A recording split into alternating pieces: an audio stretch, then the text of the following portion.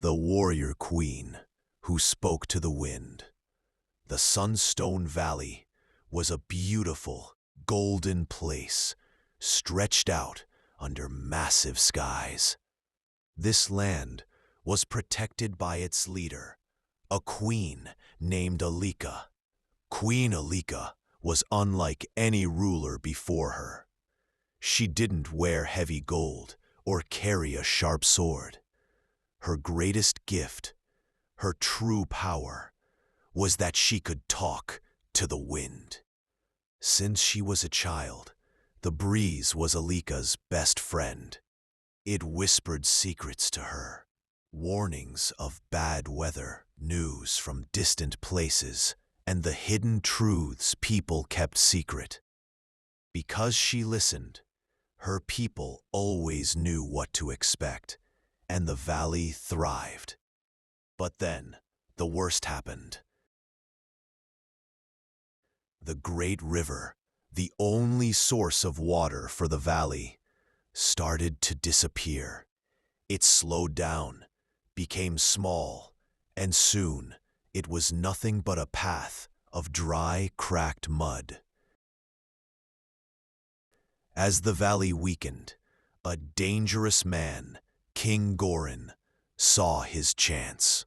Gorin was a warlord who lived beyond the mountains, and he gathered his huge army to invade the dry, thirsty Sunstone Valley.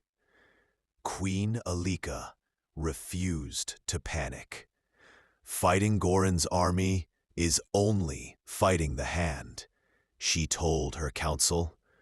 We must fight the sickness itself. She walked to the highest hill in the city. She closed her eyes and raised her hands to the quiet air, asking the wind for the truth. The wind whispered a terrible secret. The river had not dried up naturally. Miles away, in the deep canyons, King Gorin's builders had secretly built a massive dam. He was stealing the water, using thirst as his weapon to force the valley to surrender. Alika knew what she had to do. She left her city immediately with only her most trusted scout.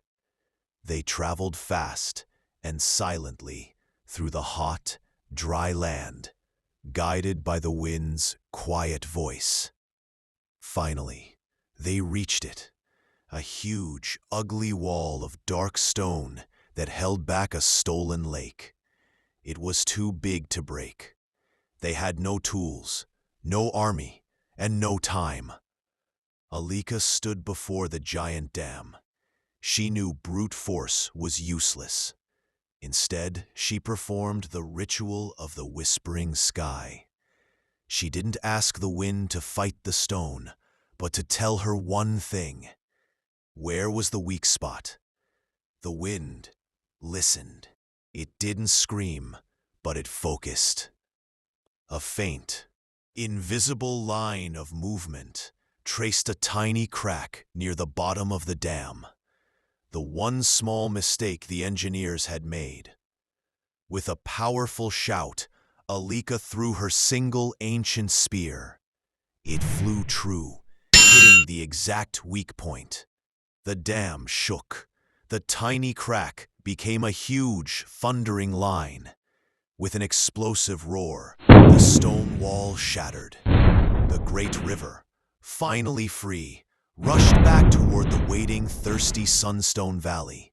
King Gorin's army, who were just about to attack, were met not by soldiers, but by a sudden, terrifying flood. They panicked, believing the ancient spirits had risen in anger to protect the queen. The army scattered and ran, defeated by water, not by war. Queen Alika returned to a valley where the river flowed strong again. She was welcomed by her people, who cheered her not for winning a battle, but for bringing back life. Her victory taught the valley a powerful lesson. The best leader is not the one who raises the loudest shout, but the one who simply knows how to listen.